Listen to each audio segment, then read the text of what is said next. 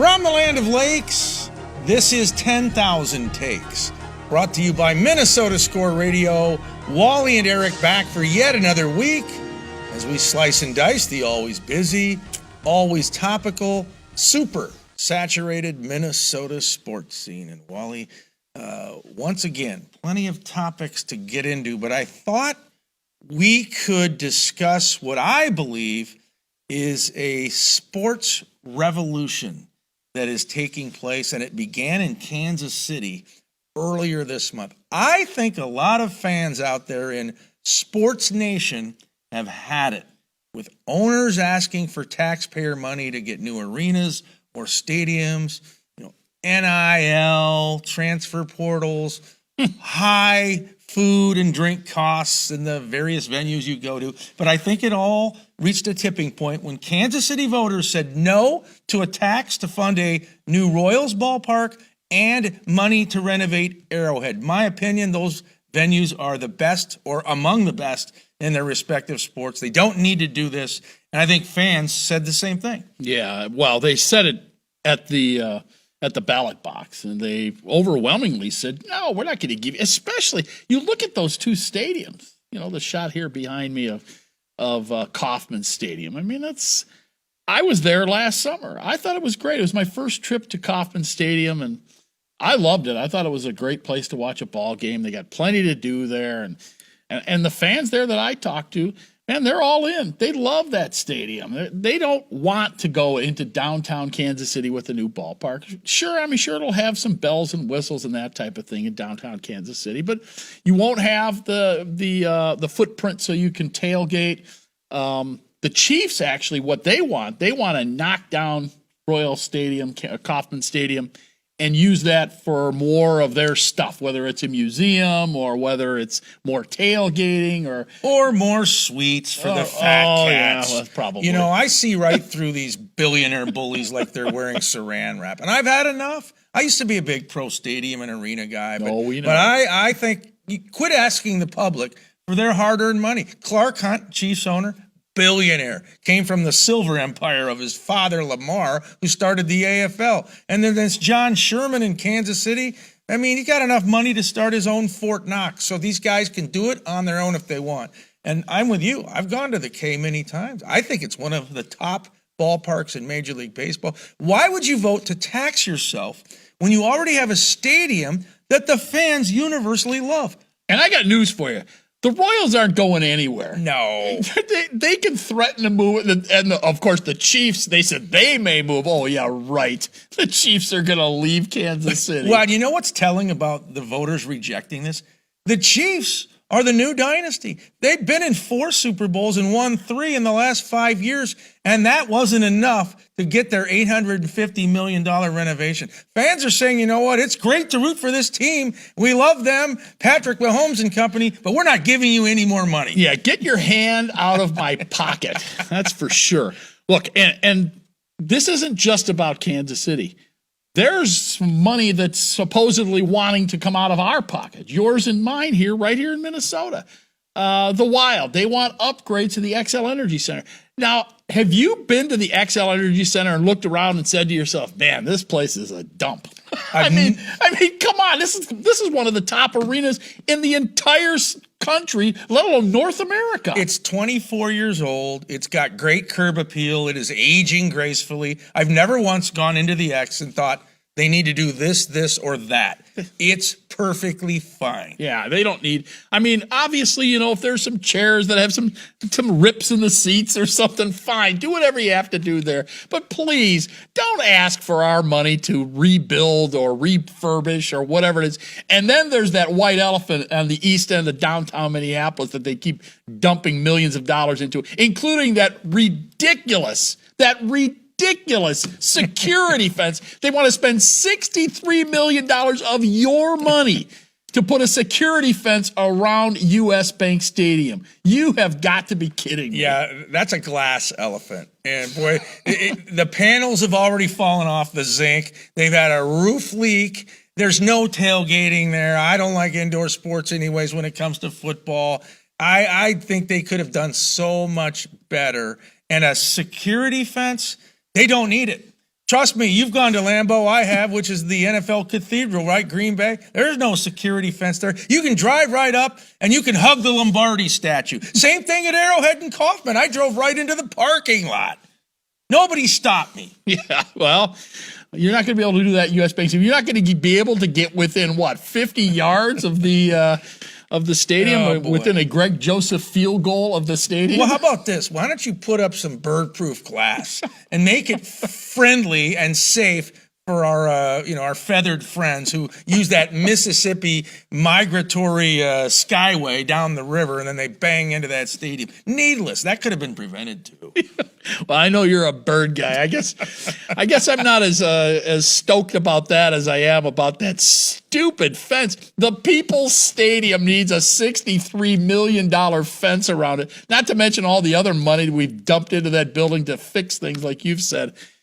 And then try to go to a concession stand there. The example you need to know if you're a fan out there, take a look at the LA Clippers, the new arena they're building next to SoFi, a $2 billion Intuit Dome. Steve Ballmer, their owner, Microsoft guy, is paying for that himself. He's not asking for LA County to give him money. And if you want to do that, we're all on board. Yeah. I just don't know where this money is supposed to come from and why they keep asking the taxpayers in the state of Minnesota to pay for this stuff. It's just... By the way, it's the rich people's stadium. Have you seen what they charge to rollerblade inside of the glass house? It used to be like free at the Metrodome, including the parking, or maybe it was a couple bucks. It's exorbitant at the House of Noise. And that's supposed to be something that everyone can do. Yeah, well, good luck with that. Oh, and before we take a break here, Williams Arena on the campus of the University of Minnesota, where your Golden Gopher men's and women's basketball teams both play. And there's other various events in there as well. Historic Williams Arena. And I heard some announcers talking about it, some national announcers talking about Williams Arena and waxing poetic about what a great place that is.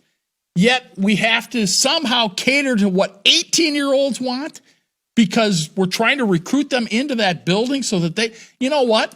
They don't care about the damn building. What they want to do is they want to play in the NCAA tournament. They want to be on TV so that they can get more money or more NIL or more exposure or, whatever goes with that. They don't care about that building being 120 years old or whatever it is. They would prefer that you win. That's all they care about if they come to the University of Minnesota. Hey, they've got that athletes village. Let's leave Williams Arena alone. If you got to tweak it here and there, great. Do what you got to do. But do not tear that building down. Let's put the barn on the National Historic Register. Let's make it where they can't touch it. Like that's been done with Camp Randall in Madison, the Los Angeles Coliseum, and a number of other college football venues. Why do we have to tear down everything that's old? If we're going to have that MO, well, let's bring down the Washington Monument. We need a new one. Or the St. Louis Gateway Arch is 50 years old now. Bring down the arch. They've got to build a better one with more suites. I'm tired of it. Right. Billionaires, go away. All right. We're going to talk about an athlete who is far from a billionaire. She's running in the marathon for the U.S. Olympic team in Paris, coming up next.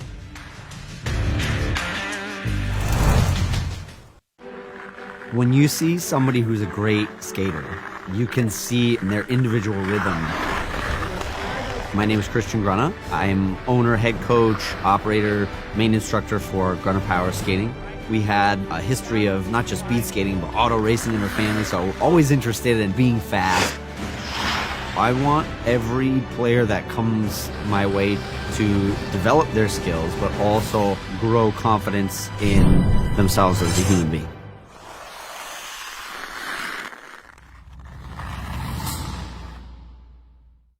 I've been meaning to give you these for many years. I think they're perfect.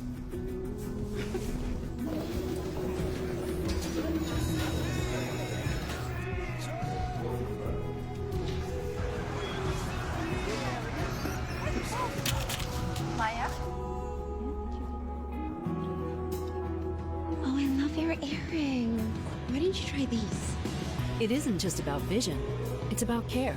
Nobody cares for eyes more than Pearl. Get away to Lakeville, Minnesota, where your family will have tons of outdoor fun. Come for the nature and stay for the thrills. Bring the bikes, swimsuits, fishing poles, and walking shoes as Lakeville boasts trails, lakes, and beaches. Plan your itinerary at visitlakeville.org today. Welcome back. 10,000 Takes rolling along. We're going to shift gears here and talk some U.S. Olympics. So the U.S. Olympic team headed to Paris this summer rather. And we're going to have a Minnesotan representing the United States, of all things, in the marathon. And joining us now is that person, Dakotah Lindwurm, from living in Hopkins now, went to St. Francis High School. Dakotah, you took third in the U.S. Olympic trials to get to this point. Give me a sense of what was going through your mind when you got that, when you finished third and realized you were an Olympian. I think at the finish line, you can see me just like the last few steps. I go, what? Like, I couldn't believe that this was my life and that my dreams were coming true in that moment. I had thought about that moment for so long and dreamt of that moment. So it felt very cool to feel it come to life.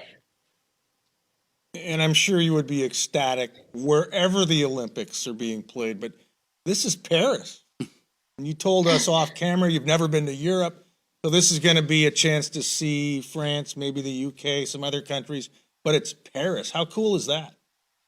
It's so cool. I've been telling people for like the last 4 years, like, oh shoot, if I make the 2024 Olympics, I got to go to Paris. Darn it. Like, I'm so excited that it's in a beautiful city, and I'm excited that that gets to be my first trip to Europe. Correct me if I'm wrong. When you won the Grandma's Marathon, both in 2021 and 2022, did you look at that as making your first huge step towards maybe getting to this point? Absolutely. I think the Grandma's Marathon for me has always been where I've taken big steps in my career. First time in 2021, just winning it was huge. And then in 2022, I won it and ran 2:25, which at that time was within the top 15 all-time fastest for American women. So I felt like I had a really good shot at making the team after running 2:25 there. What is the course like in Paris? A lot of elevation gain, decline, relatively flat. How do you simulate your training here in Minnesota to replicate what you'll see in France? So the course is really unique where it is one big loop, and the first, I want to say like 10 miles are very flat. You have about 3 to 4 miles of aggressive uphill, flat, and then downhill, and then flat again. So it is going to be difficult to recreate here in Minnesota just because I need about 3 or 4 miles straight of uphill. So I think I'll be doing a lot of that on the treadmill, unfortunately. On the treadmill and maybe in Colorado? I mean, are there places in the U.S. where you can train where that would help you, or do you have plans to do so?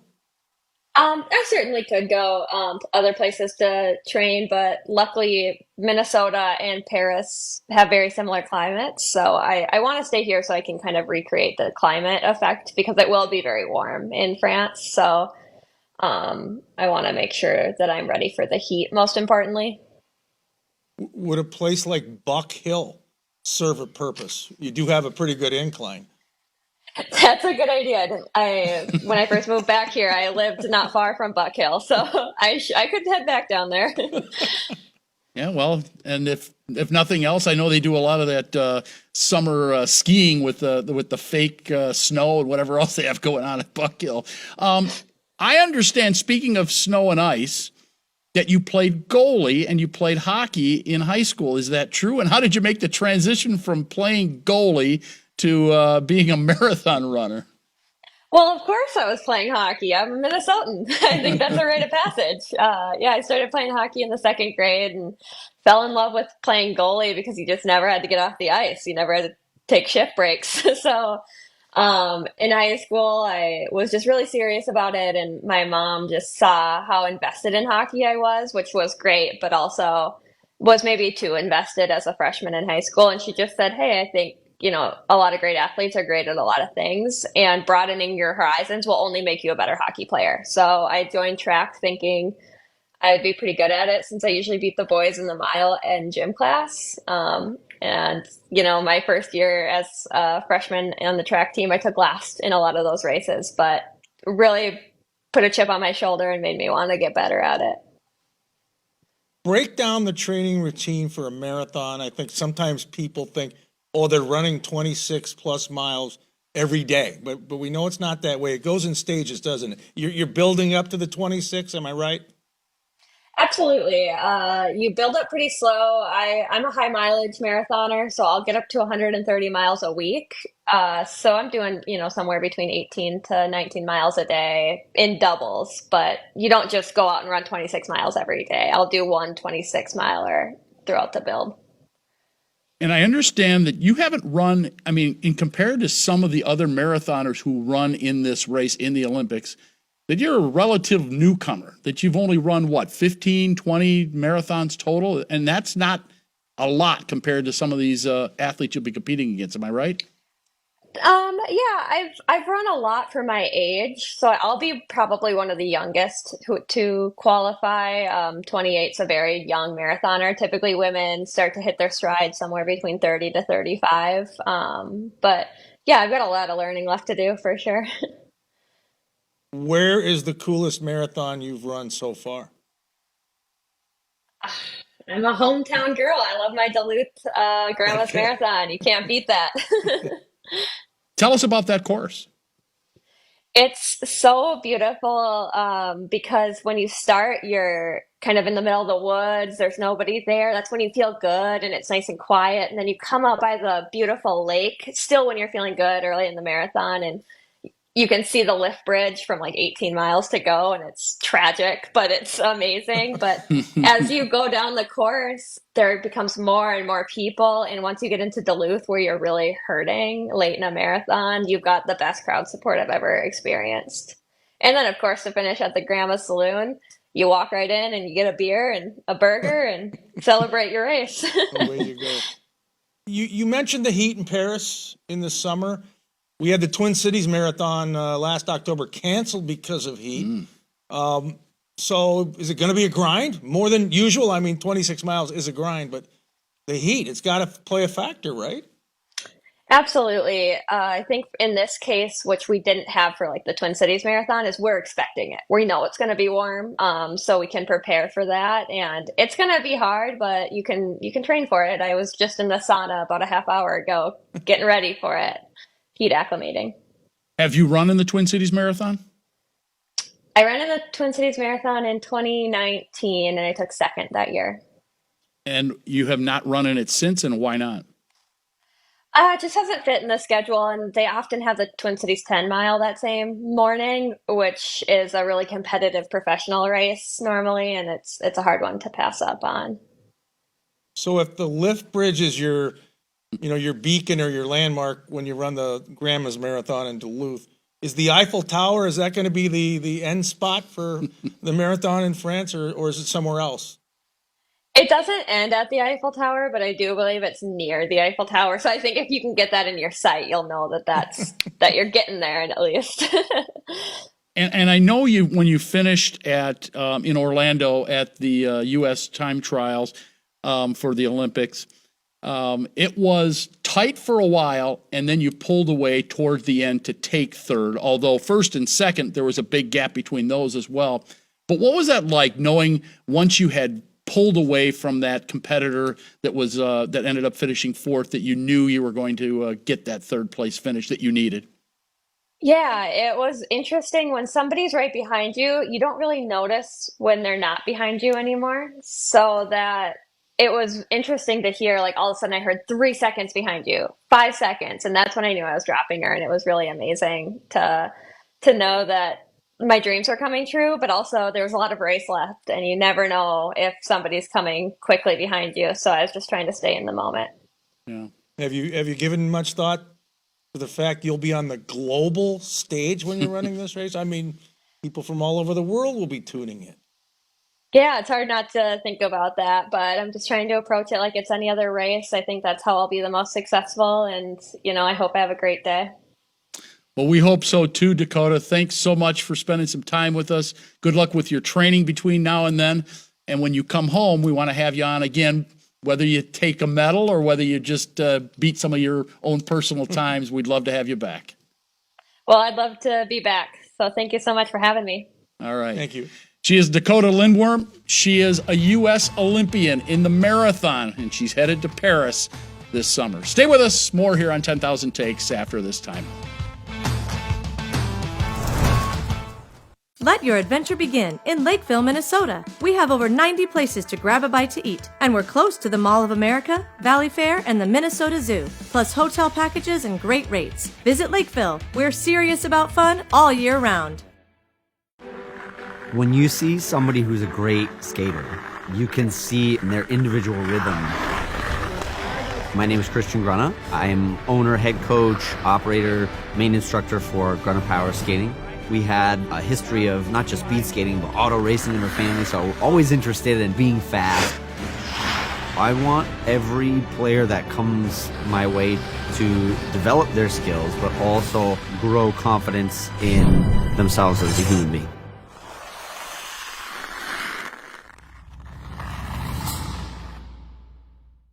I've been meaning to give you these for many years. I think they're perfect.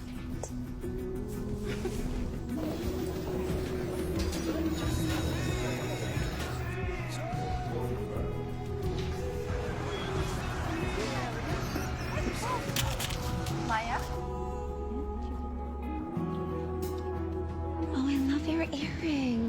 Why didn't you try these? It isn't just about vision. It's about care. Nobody cares for eyes more than Pearl. Welcome back, 10,000 Takes. And I don't know if you've looked up into the second deck at Target Field since you've been there a few times here in this month of April, but it's been empty. And it's not because people don't want to sit up there or they don't want to spend the money to sit up there. It's because the Twins say you're not going to sit up there. For the month of April, they have closed down the upper deck at Target Field. Are you okay with that? Not really. I think the optics are bad. Yeah.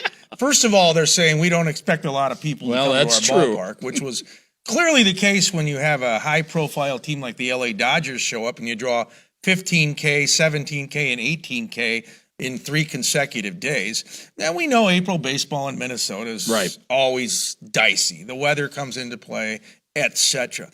But to me, that sounds more like the Oakland A's. Or dare I say it, the Minnesota Timberwolves who throw tarps in their upper deck. Yeah, they got to take those off for the postseason, by the way. Keep them up. Now, I always like seeing 5 fans in one huge section. It makes for a good shot on television.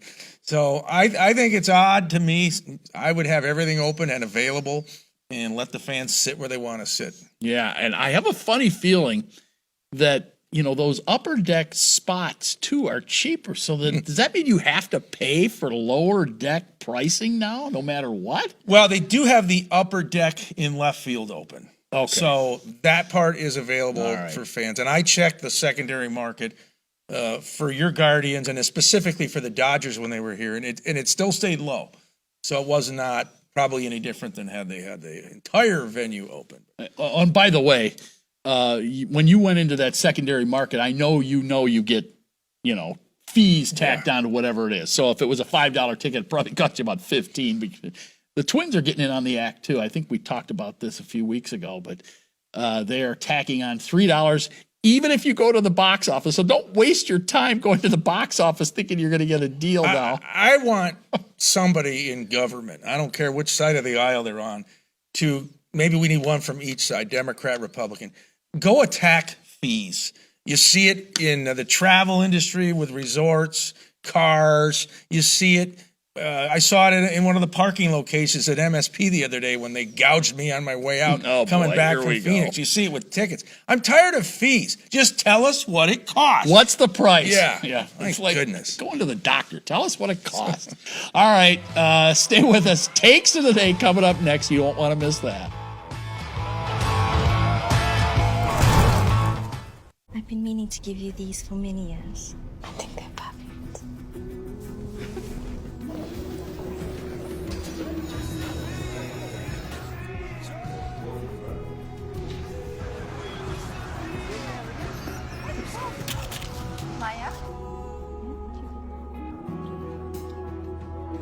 love your earring.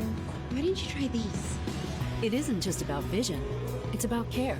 Nobody cares for eyes more than Pearl. Finding the ideal place to stay is important for business travelers. Lakeville, Minnesota is conveniently located off I-35, just south of the Twin Cities with a variety of hotel choices. Lakeville offers convenient amenities such as shopping, walking trails, golf, and more. Our unique meeting spaces, historic downtown, live music, and over 60 dining options are sure to impress. Book your next stay in Lakeville and experience convenience, comfort, and quality. Find your perfect hotel at visitlakeville.org.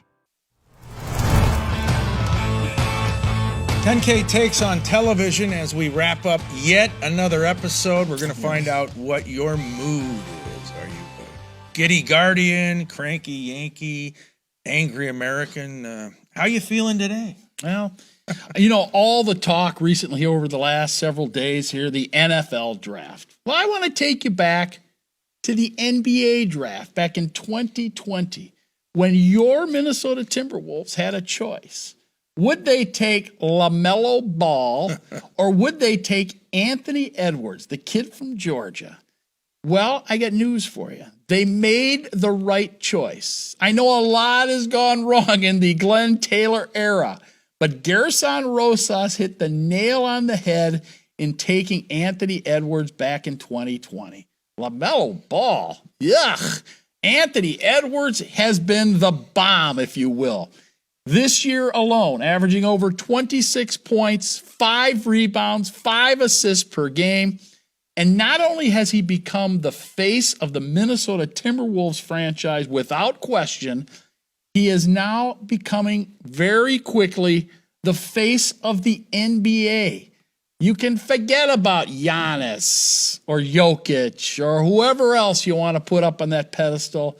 This guy is right here in Minneapolis. Now, the job of the Timberwolves is to keep him happy, keep him healthy, keep him here. We want Anthony Edwards to play his entire career right here in Minnesota. And so far, looks like, sounds like, he wants to be here. Unusual for an athlete of his caliber to want to stay in Minnesota. So, Glenn Taylor, I don't blame you for wanting to hang on to the squad. Heck, you've been suffering for so long. Bad decisions, bad trades, bad this, bad that. You got it right this time. Yeah, no doubt. As we check out the mood meter, and he's a giddy guardian. All right, you're in a good mood. And I'll say this, if the T-Wolves do go on and win that NBA title, I think Gerson Rosas has to get a partial share. I know he had issues with employees in the front office, but you're right. He's the one who brought Ant in, not the current regime. Okay, well, my take of the day is this.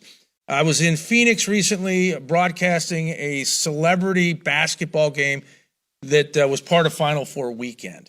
And it was at Grand Canyon University, which is a program in hoops that's trending up. They won a game this year in the tournament. Right. So I'm doing the broadcast. I'm looking up in the rafters at their cool arena, which is like a hornet's nest for visitors. It gets really loud. And I see a banner that says they've been in 3 tournaments since 2021. Uh-oh. Then the wheels started to spin.